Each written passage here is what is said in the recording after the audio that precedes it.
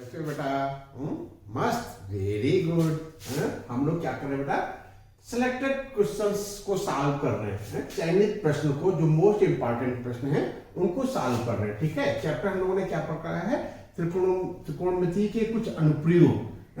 ये सेशन 2023 और 2024 जो हम लोग का एग्जाम आने वाला है, उनके लिए इंपॉर्टेंट क्वेश्चंस हैं बेटा। दो सेशन हम लोग कर चुके हैं, उसी सीक्वेंस में ये थर्ड सेशन है। ये बड़े मार्क्स का क्वेश्चन है बेटा। कितने मार्क्स का बेटा? ये 6 मार्क्स का था ना बेटा। ये 6 मार्क्स के क्वेश्चंस में आए। ठीक है, ये गलत ना होने पाए। ठीक है, क्या कर रहा है? एक बिजली मिस्त्री को एक 5 मीटर ऊंचे खंभे पर आ गई खराबी की मरम्मत करनी है। ठीक है, खंभा कैसा है? 5 मीटर ऊंचा है। ये मान लेते हैं कि ए बी पोल है। अच्छा, ये देखो, फिगर बनाते समय हमेशा ध्यान रखेंगे कि जो पोल है, बिल्डिंग है, मीनार है, खंभा है, इनको सबको हम एक वर्टिकल लाइन से मेंशन कर देते हैं। ठीक है, और जो हमारा धरातल है, जो पृथ्वी है, उसको एक हॉरिजॉन्टल लाइन से मेंशन कर देते हैं, एक क्षैतिज रेखा से दिखाते हैं। अब पोल को कैसे दिखाएंगे बेटा? हम ऊर्ध्वाधर रेखा से दिखाएंगे। मान लिया कि ए बी एक पोल है। कितना मीटर का? ये कहता है कि 5 मीटर है। कितना है? 5 मीटर। मतलब ये और ये मेजरमेंट है जो वो कितने का है? 5 मीटर है। ठीक है,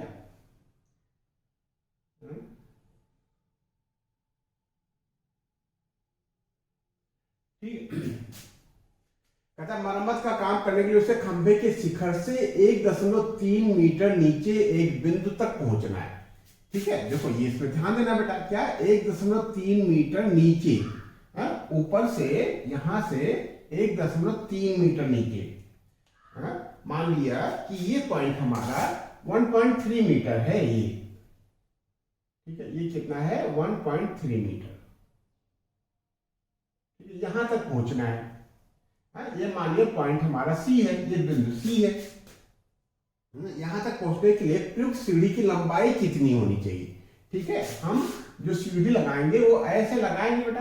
कैसे लगाएंगे कि जो क्षैतिज रेखा है वहां से उसका कोण 60 अंश का हो बेटा। कितने डिग्री का हो? 60 डिग्री का। ये तो कह रहा है कि यहां तक पहुंचने के लिए प्रयुक्त सीढ़ी की लंबाई कितनी होनी चाहिए। मान लो ये सी है, सी तक जाना है, और डी मान लेते हैं सीढ़ी की लंबाई है। सीडी क्या है? सीढ़ी है। तो सीडी की लंबाई हमसे जानना चाह रहा है। ठीक है, क्या जानना चाह रहा है? सीढ़ी की लंबाई जानना चाह रहा है। ठीक है, ठीक है। कहता है कि जहां तक पहुंचने के लिए प्रयुक्त सीढ़ी की लंबाई कितनी होनी चाहिए जिससे कि क्षैतिज से 60 अंश के कोण से झुकने पर वह अपेक्षित स्थिति तक पहुंच जाए। सीढ़ी को यदि हम क्षैतिज से 60 अंश की डिग्री पे झुका दें तो वो ऊपर से 1.3 मीटर तक पहुंच जाए। अपेक्षित स्थिति, अपेक्षित स्थिति क्या है? ए से नीचे सी तक। ए से नीचे, कितना नीचे? 1.3 मीटर। वो पॉइंट क्या है बेटा? वो बिंदु क्या है? सी तक। ठीक है, तो हमको क्या पता करना है? सी डी पता करना है। और ये भी बताइए कि खंभे के पाद बिंदु, खंभा ये बेटा ए बी, इसका पाद बिंदु, leg point, and point D है। ठीक है, ठीक है, कितनी दूरी पर होना चाहिए। और ये भी बताइए कि खंभे का पाद बिंदु से कितनी दूरी, मतलब ये जो हमारा बी डी हमसे पूछ रहा है, तो बी डी को आप एक्स मान लो। ठीक है, ये x पूछ रहा है और l पूछ रहा है। ये l पूछ रहा है कि l कितना है। ठीक है, जो हम लोगों ने अभी समझा इसी को हम लोग लिख लेते हैं। स्टेटमेंट लिखना जरूरी क्यों? क्योंकि ये बड़े मार्क्स का क्वेश्चन है, तो यही लिख लेते हैं। हल क्या लिखते बेटा? हल।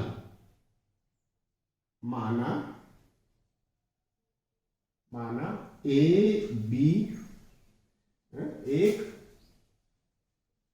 5 मीटर ऊंचा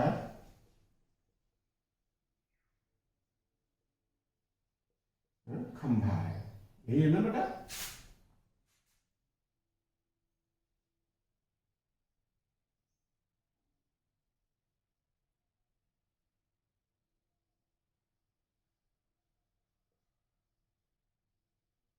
स्पेलिंग देख लेना पड़ा क्या है, ठीक है। माना ए बी एक 5 मीटर ऊंचा खंभा है, हाँ? खंभे के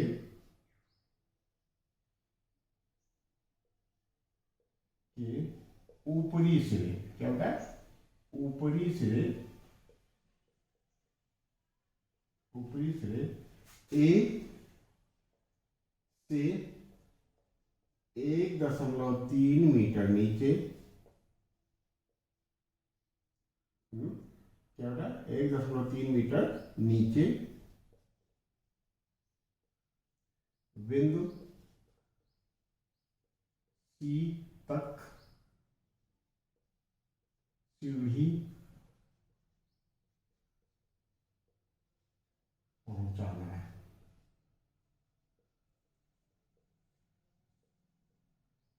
माना सीढ़ी की लंबाई, सीढ़ी की लंबाई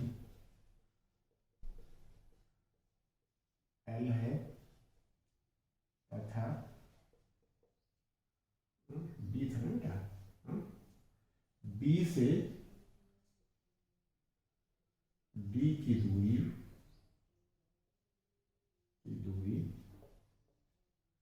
B से D की दूरी कितनी है बेटा, X है। बस हर चीज क्लियर हो गई। एक चीज और लिख दो बेटा, स्थिति, स्थिति चित्रानुसार होगी, ठीक है। तो इसमें चित्र भी शामिल हो गया, जो हम अब लिखेंगे वो चित्र पे आधारित हो जाएगा बेटा, चित्रानुसार होगी, ठीक है। क्लियर हो गया बेटा। अब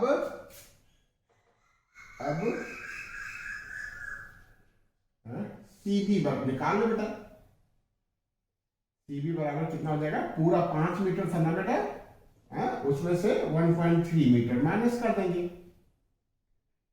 -1.3 जो आएगा ये मीटर में होगा। तो ये कितना होगा बेटा, 10 में से 3 गया 7, यहाँ से 4 में से गया 3, 3.7 मीटर, ठीक है। बस अब हम निकाल लेंगे बेटा, हम x भी निकाल लेंगे और l निकाल लेंगे। समकोण त्रिभुज ले लेते हैं, क्या ले लें, समकोण त्रिभुज। अब देखो फिगर की तो कोई जरूरत है नहीं बेटा, ये क्वेश्चन की तो कोई जरूरत है नहीं, क्वेश्चन को हम रफ कर देते हैं।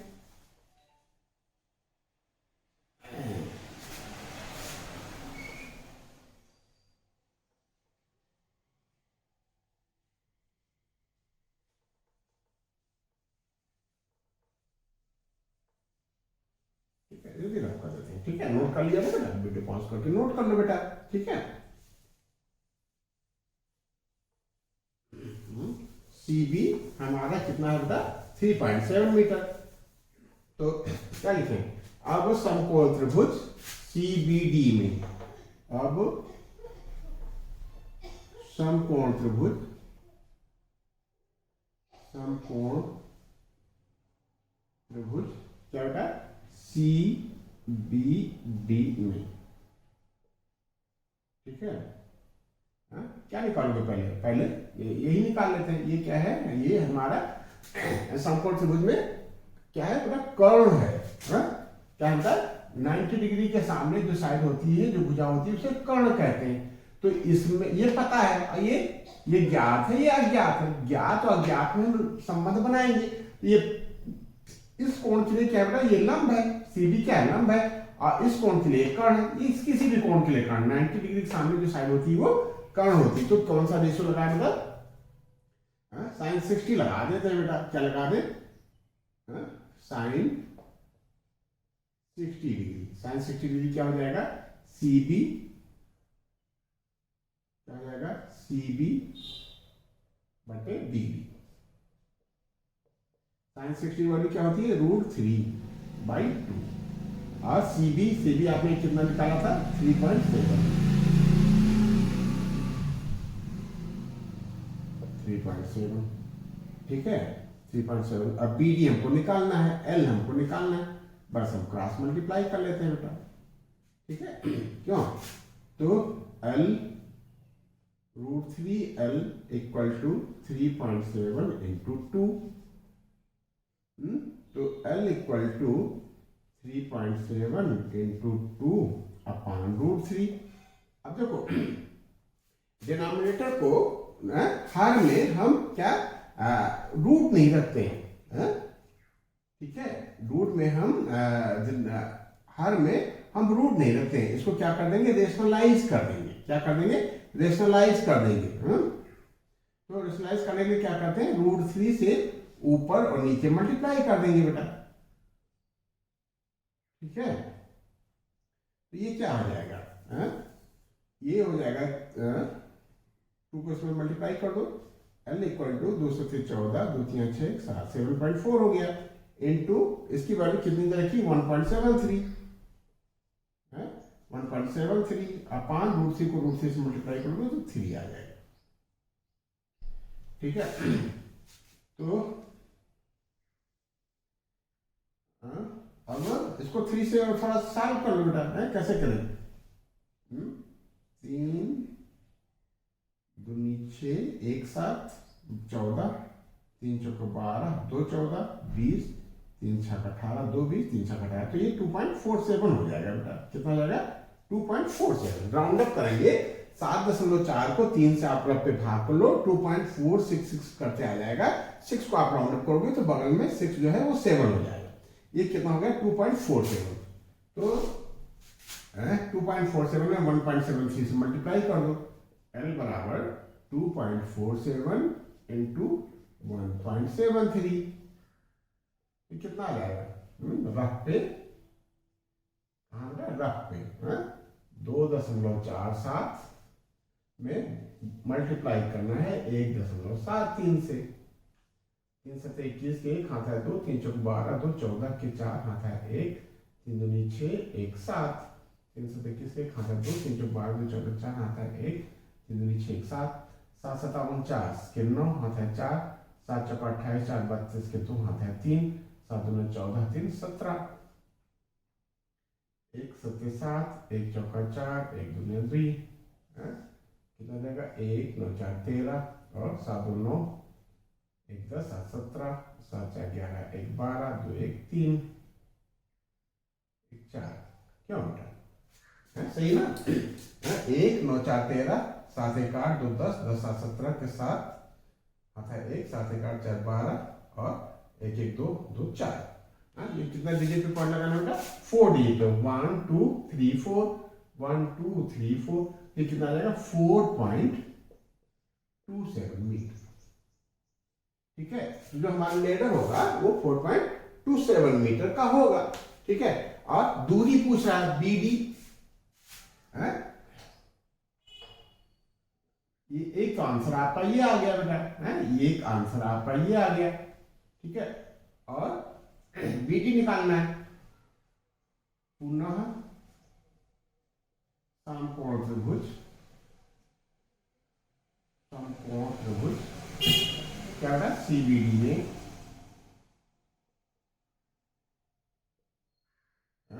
tan 60, tan लगाएंगे बेटा, tan 60 की वैल्यू है, ये हमको पता है, ये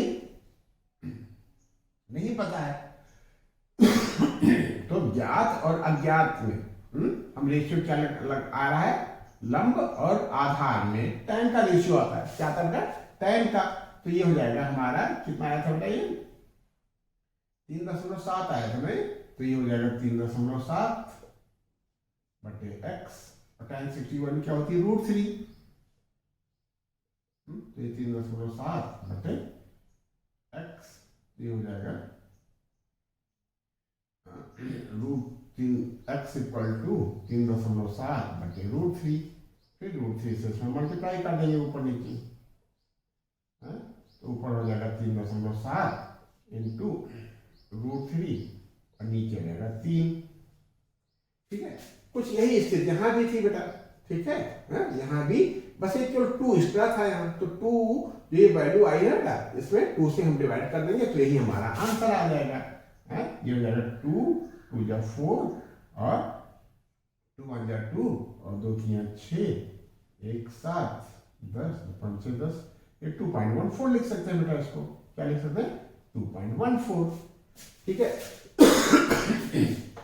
तो ये आपका आंसर आ गया। एक तो आंसर आपका आ गया है कि जो इसका खंभा का जो एंड पॉइंट है, जो पाद है बी, वहां से दूरी कितनी होगी सीढ़ी की, जो है 2.14 मीटर, और सीढ़ी की लंबाई होगी 4.27 मीटर। ठीक है। ये राउंड अप करने पे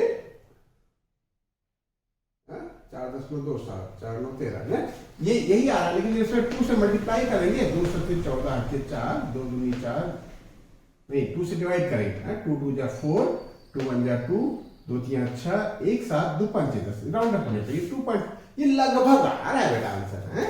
ये क्या है? ये लगभग आ रहा है आंसर। दोनों आंसर क्या है? लगभग में है। ठीक है, एग्जैक्ट नहीं है क्योंकि ये राउंड अप हुआ है। ठीक है। तो इस तरीके से ये इस सेशन का पहला क्वेश्चन समाप्त हुआ। ये नोट कर लो, हम लोग आगे बढ़ते हैं। नोट कर लो बेटा।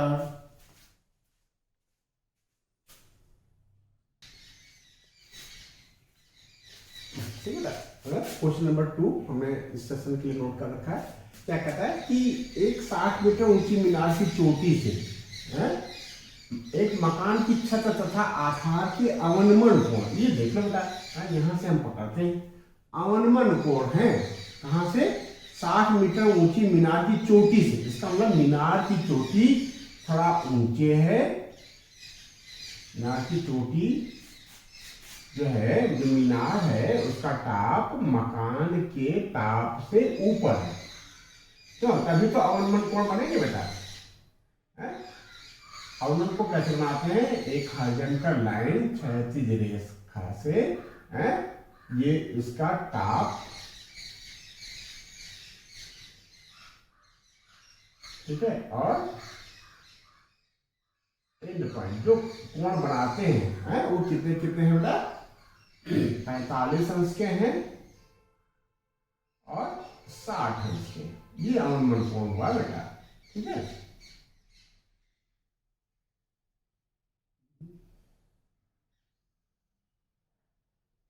ठीक है, बात समझ पा रहे हो कि नहीं?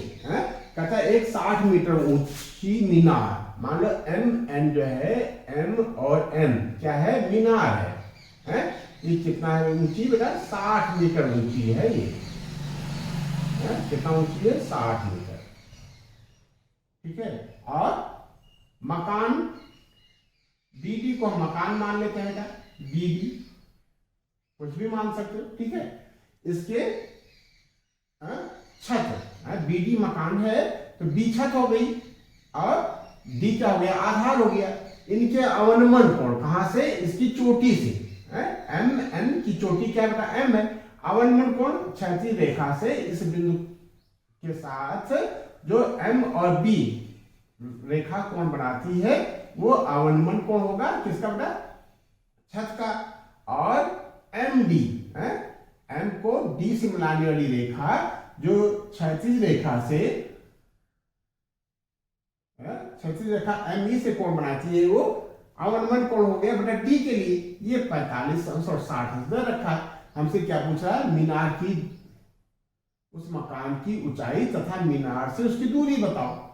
हमको ये डीएन भी पूछ रहा है हमसे। डीएन मान लो एक्स, तो आपसे एक्स पूछ रहा है।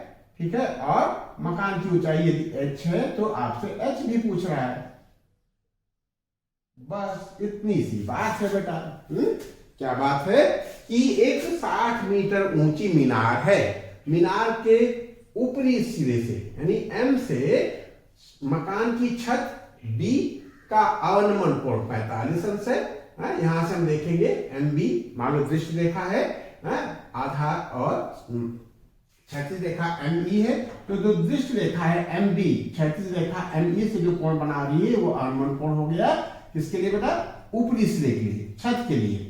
ये हो गया हमारा 45 अंश का।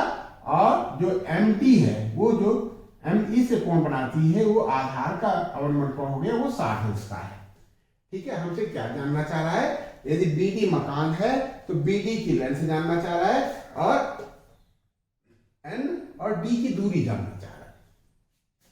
ठीक है, तो ऐसी रेखा में, ऐसी कुछ सिचुएशन में हम लोग क्या करते हैं, फिगर तो हमने बना लिया है। और देखो बेटा, ये 2020 में भी आया है, 22 में आया है और 23 में भी आया, तो हो सकता है ये 24 में भी आया। इसलिए क्या करेंगे, खूब मन लगा करके करेंगे बेटा। ठीक है, फिगर में कोई डाउट हो तो बताओ। जैसे जैसे क्वेश्चन कह रहा था वैसे वैसे हमने फिगर बनाया है।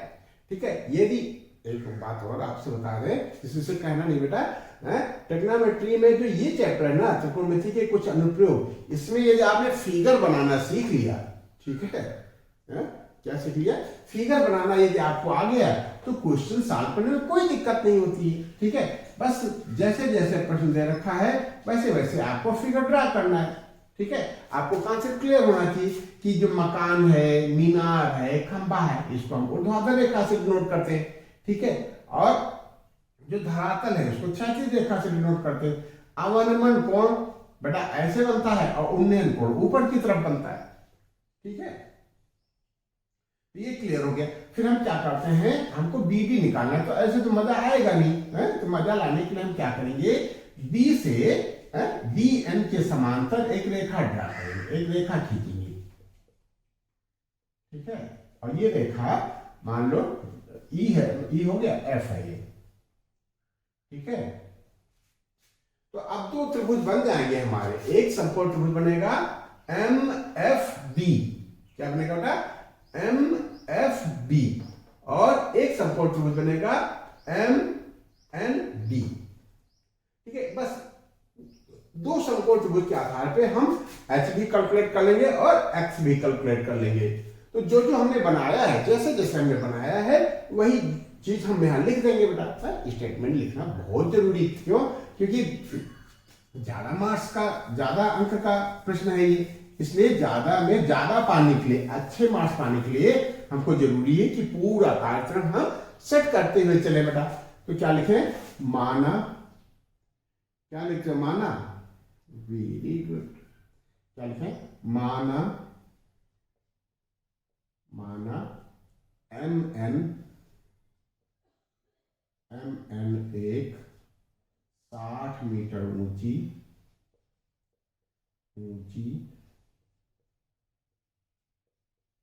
मीनार है।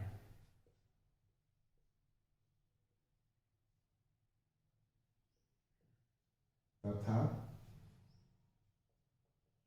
बीडी एक मकान है।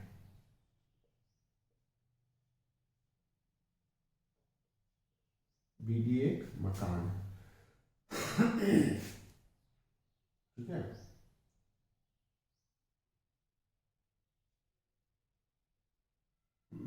क्या लिखे, रचना लिखे, बी से डी एन के समांतर, डी एन के समांतर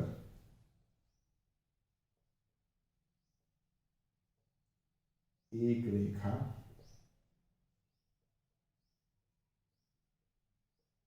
कौन सी खींचा था, बी एफ खींचा।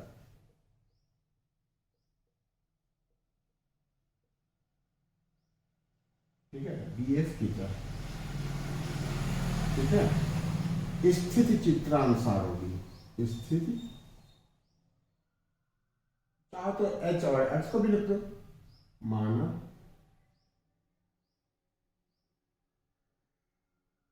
मकान की ऊंचाई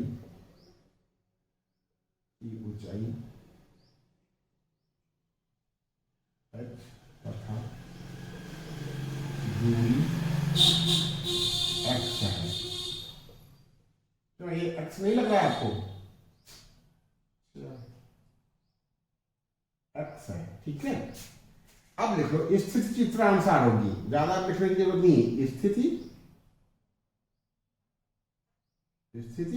चित्रानुसार होगी।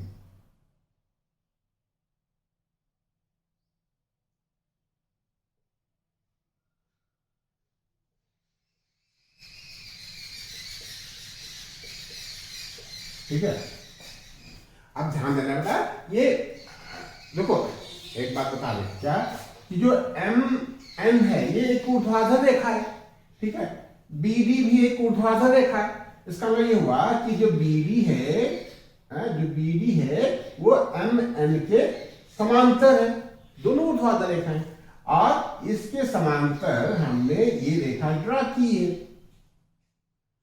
ठीक है। तो बी डी एन एफ क्या हो जाएगा, एक समांतर चतुर्भुज हो जाएगा, और समांतर चतुर्भुज में आमने सामने की भुजाएं, क्यों, ये स्क्वायर वृत्त हो जाएगा, ठीक है। समांतर चतुर्भुज में आमने सामने की भुजाएं बराबर होती है, वर्ग में आमने सामने की भुजाएं बराबर होती, तो बेटा तुम्हारा जो बी एफ है वो भी एक्स हो जाएगा, इसको लिख दो। चूंकि अच्छा ज्यादा उसमें जाने की जरूरत नहीं है, हमारा मेन कॉन्सेप्ट है कुछ और है, इसलिए ये गौड़ है, इसमें ज्यादा डिटेल लिखने की जरूरत नहीं, बस आप सीधे सीधे लिख दो। चूंकि बी डी ये अंडरस्टूड है कि ये समांतर चतुर्भुज है, बी डी या वर्ग है, बी डी एन एफ एक समांतर चतुर्भुज है,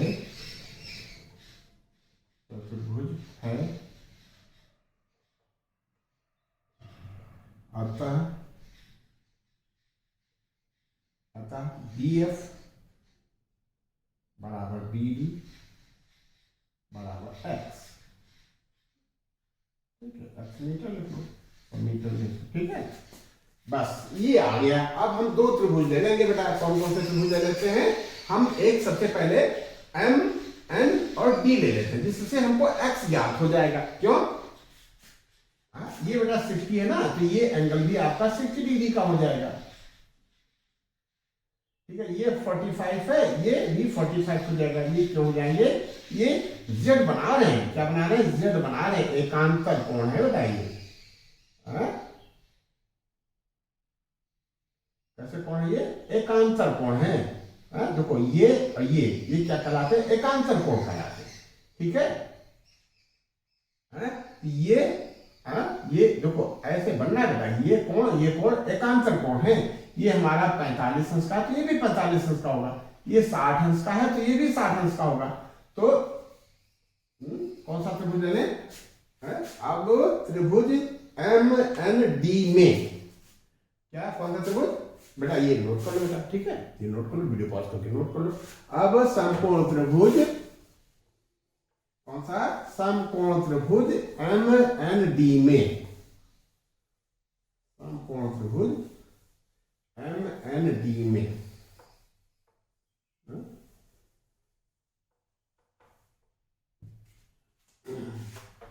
अब समकोण त्रिभुज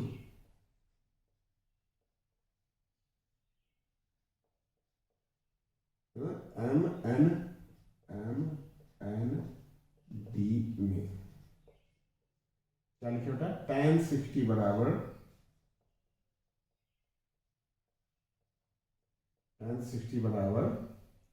एन एन,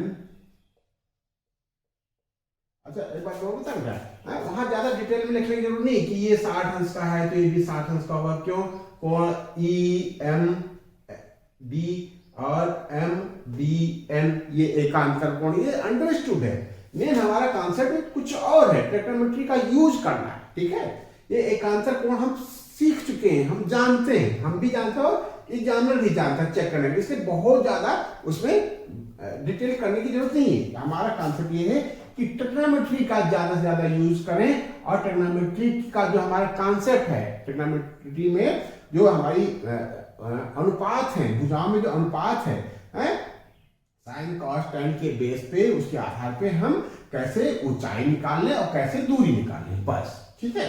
तो हमने क्या लिखा होगा, tan 60 बराबर एम एन अपान डी एन, एम एन अपान डी एन, तो tan 60 की वैल्यू क्या होती है बेटा, √3 होती है, और एम एन हमारा 60 है, और डी एन हमको निकालना है, ठीक है, तो √3 को √3 अपान 1 लिख लेंगे, क्रॉस मल्टीप्लाई कर लेंगे, तो √3 डी एन, इसको या करके बढ़ाओगे ना बेटा, या, जब समीकरण को हम आगे बढ़ाते हैं तो या अथवा लिखते हैं, ठीक है, तो या हम लिख लिया हमने √3 dn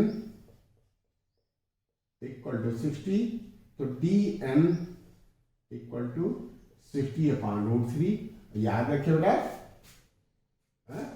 नीचे हल में, हर बोलते हैं बेटा, डिनोमिनेटर में, हर में हम अपरिमेय संख्या नहीं छोड़ते हैं। ये √3 क्या है? अपरिमेय संख्या है, इरेशनल नंबर है। इसको हम रेशनलाइज कर देंगे, परिमेयीकरण कर देंगे, √3 से ऊपर नीचे मल्टीप्लाई कर देंगे, तो dn हो जाएगा हमारा, कितना हो जाएगा बेटा?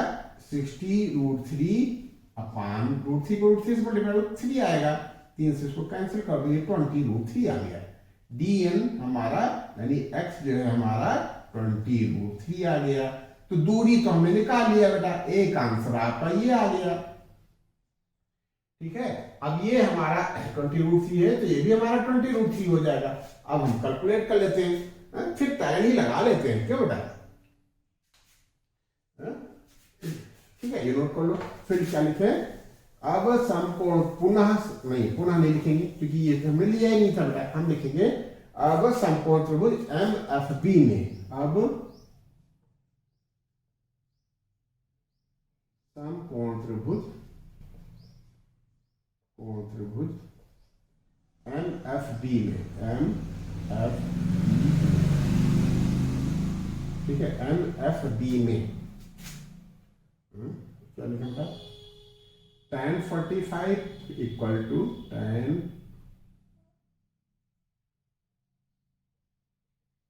45 equal to MF upon DF। तो tan 45 की वैल्यू बेटा 1 होती है, इसको 1 अपान 1 लिख सकते हो। और MF आपको निकालना है, MF आपको निकालना है, और BF कितना बेटा? जो DN है, और DN हम लोगों ने क्या कैलकुलेट किया था? 20 √3, क्रॉस मल्टीप्लाई कर लो, तो MF इक्वल टू हो गया 20 √3। ठीक है, ये हो गया 20 √3।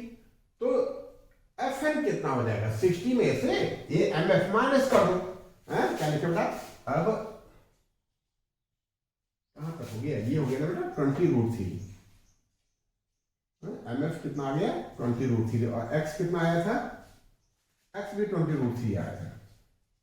ठीक है, ये हमारा 20 √3 आया है,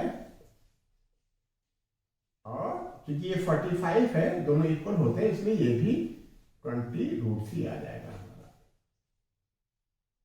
ठीक है, अब कैलकुलेट कर लो, क्या कैलकुलेट करना है? हमको BD निकालना है। अब BD जो है वो FN के बराबर होगा, तो हम FN निकाल लें। क्या लिखे हैं? अब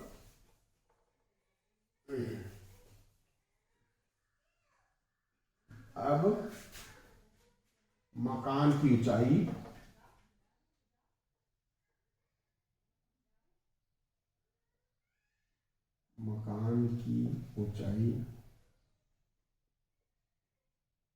BD बराबर, BD कितना हो जाएगा?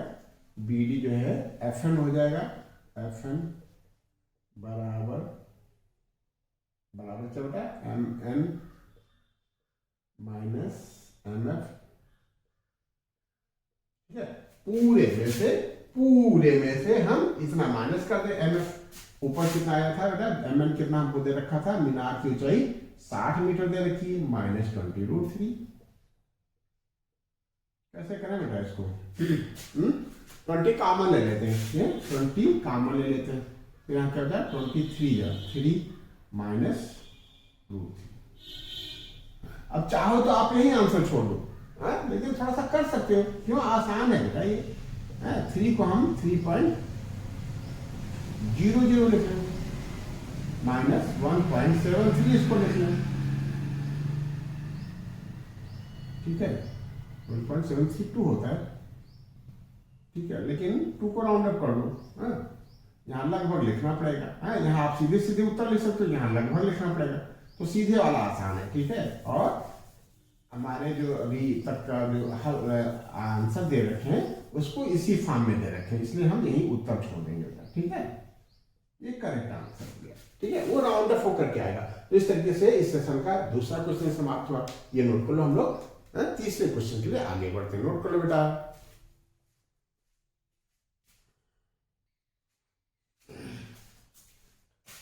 ठीक बेटा, ये इस सेशन का लास्ट क्वेश्चन मैंने नोट कर रखा है। ये क्वेश्चन करने के बाद हम लोग थोड़ा सा ब्रेक करेंगे। सारे क्वेश्चन बेटा हम लोग इंपॉर्टेंट क्वेश्चन सॉल्व कर रहे हैं। हम लोग क्या कर रहे हैं, चयनित प्रश्न देख रहे हैं, मोस्ट इंपॉर्टेंट प्रश्न देख रहे हैं, सिलेक्टेड क्वेश्चन सॉल्व कर रहे हैं। ठीक है, जो हमारा सत्र 2023-24 में परीक्षा जो होने वाली है उसमें काम आ गए, उसके पॉइंट ऑफ व्यू से हम लोग कर रहे हैं। कैसे कर रहे हैं बेटा, कि 70 में 70 मार्क्स हमारे आ जाए, 70 में 70 मार्क्स आने जाए।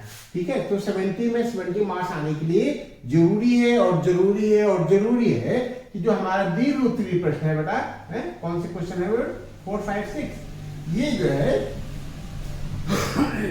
हमारे 100% सॉल्व हो जाए। ठीक है, उसमें कोई कमी ना रह जाए। इसलिए हम लोग ये सेशंस कर रहे हैं। ठीक है, कहता है भूमि के एक बिंदु P से, देखो बिंदु का नाम भी दे दिया। अच्छा, भूमि को हम लोग ने क्या समझा है कि हॉरिजॉन्टल रेखा, एक क्षैतिज रेखा से डिनोट करते हैं।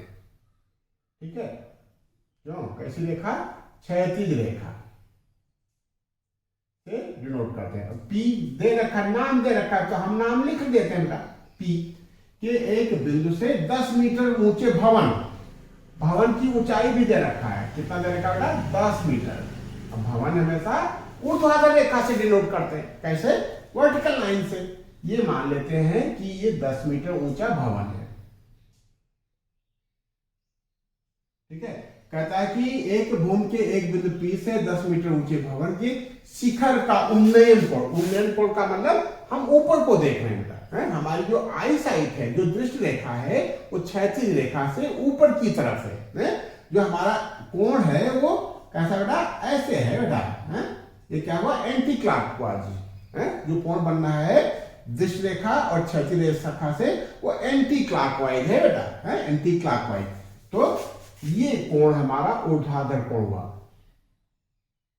कितने अंश का है बेटा, ये हमारा है 30 अंश का। ठीक है, और इसकी ऊंचाई हमको दे रखी, कितना दे रखा बेटा, 10 मीटर दे रखा है ना, 10 मीटर। फिर क्या कहता है कि भवन के शिखर पर एक ध्वज को लहराया गया है। देखो थोड़ा सा क्वेश्चन को और बढ़िया बना दिया, क्या किया है, यहां ध्वज को लहराया गया है।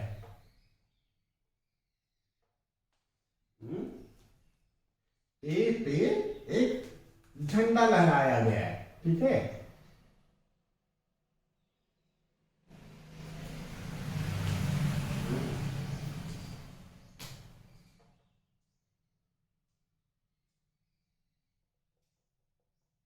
ये ध्वज को लहराया गया।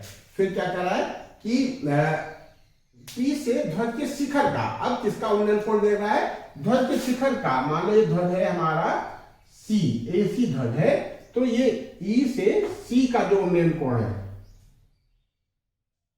E से जो C का उन्नयन कोण है वो कितना है बेटा, कितने अंश का है, फिगर देख लीजिए बेटा, लाइन स्केल से बनाना। ये 45 अंश का है।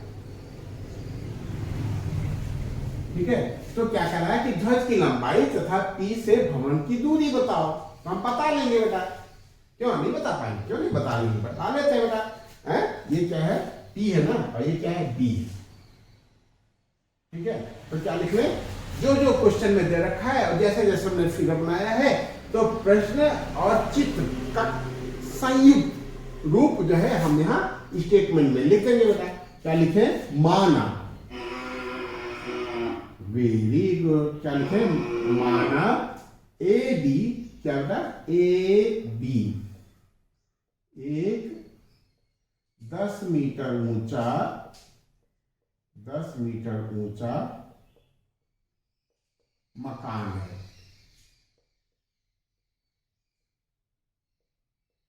तथा AC ध्वज है। ठीक है, AC ध्वज है। बस और ज्यादा लिखने की जरूरत नहीं है। प्रश्नानुसार प्रश्नानुसार समय का ध्यान देंगे बेटा, है जैसे समय होगा वैसे वैसे हम उसको मैनेज करेंगे, है प्रश्नानुसार कोण, समय है तो ये लिख लिया, नहीं है समय तो स्थित चित्रानुसार होगी, ऐसे भी लिख सकते हैं, ठीक है। प्रश्नानुसार कोण सी, कोण पहले ए पी बी लिखो, कोण ए पी बी बराबर 30 अंश तथा कौन सा कोण बेटा, सी पी बी बराबर 45 अंश, ठीक है 45 अंश, ठीक है। तो सबसे पहले अभी छोटा त्रिभुज ले लेते हैं ए बी पी में, तो ए बी पता है तो उसके सहारे हम पी बी लिख लेते हैं बेटा, है क्या लिखे अब समकोण त्रिभुज ए बी पी में, ठीक है, tan 30 है ना बेटा, tan 30 degree equal to A B बटे पी बी। tan 30 कितना होता था, 1/√3, वेरी गुड। ए बी आपको 10 दे रखा है, पी बी आपको कैलकुलेट करना है, तो पी बी क्या हो गया, पी बी हो गया आपका 10√3, तो एक तो आंसर हमारा सही आ गया।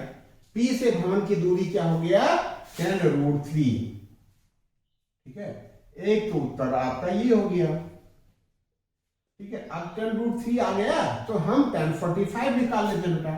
अब समकोण त्रिभुज कौन सा बेटा, सीबीपी में, सीबीपी में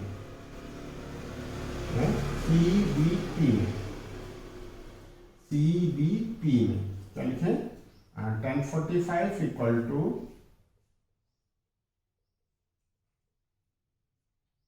क्या होगा, सी बी बटे पी बी, ठीक है। 1045 की वैल्यू 1 होती है, और सी बी आपको पता करना है। अब बीपी आपने 10√3 निकाला है, तो सीबी भी हमारा 10√3 आ गया। कितना आ गया बेटा, सीबी 10√3 आ गया।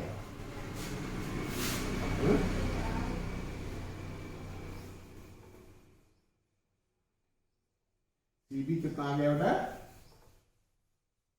सीबी 10√3 आ गया, सीबी इक्वल टू 10√3। अच्छा, ध्वज की लेंथ कितनी बेटा, एसी है, अब एसी क्या लिखें, अब फिर लिखोगे, अब सीक्वेंस बना रहे बेटा, है अब एसी बराबर बीसी माइनस ए बी। अब बीसी आपका कितना आया है, 10√3 और ए बी 10 है, सॉल्व कर लो, 10 कॉमन ले लो, तो यहां क्या बचा, क्यों क्या बचा बेटा, 10 कॉमन ले लिया तो √3 - 1 बचा, ठीक है। क्यों यही आंसर छोड़ोगे, यहां छोड़ दो या एक लाइन और सॉल्व कर लो। स्टैंडर्ड फॉर्म हम लोग √3 का क्या लेते हैं, 1.73, यही छोड़ देते हैं, ठीक है, इसको यही छोड़ दिया है। चाहो तो आप सॉल्व कर सकते हो, यहाँ 1.732 ले सकते हो, 1 डिजिट इधर भागेगा पॉइंट, तो 17, चलो कर ही लेते बेटा, है ये पीबी जो दूरी थी, है इसको यहाँ आंसर में लिख करके पीबी बराबर क्या लिख लेते हैं, 10 इंटू 1.732, पॉइंट इधर भाग जाएगा, ये 17.32 मीटर आ जाएगा। एक तो उत्तर आपका ये आ गया, और यहाँ पे हमारी एसी है, ध्वज की लेंथ है वो 10 इंटू √3 की वैल्यू क्या होती है, 1.732 माइनस 1.00, हिसाब हो तो क्या हो जाएगा, 10 इंटू 0.732 इक्वल टू हो जाएगा 7.32 मीटर। बस ये आंसर आ गया है कि जो बिंदु है पी वो मकान से कितनी दूरी पे है, 17.32 मीटर की दूरी पे है और जो ध्वज की ऊंचाई है वो है 7.32 मीटर। ठीक है, तो बेटा ये सेशन को हम यही ब्रेक करते हैं। आप लोग थोड़ा सा चाय नाश्ता कर लो, उसके बाद फिर बैठते हैं। ठीक है, तब तक के लिए हम लोग एक दूसरे से विदाई लेते हैं। ठीक है, ये सेशन, ये तीनों क्वेश्चंस आपको एक समझ में आया हो बेटा। ठीक है, हमारा पढ़ाने का तरीका यदि आपको समझ में आया है तो आपने ये चैनल नहीं सब्सक्राइब किया तो सब्सक्राइब कर दो और अपने दोस्तों में शेयर कर दो। ठीक है बेटा, बहुत बहुत धन्यवाद।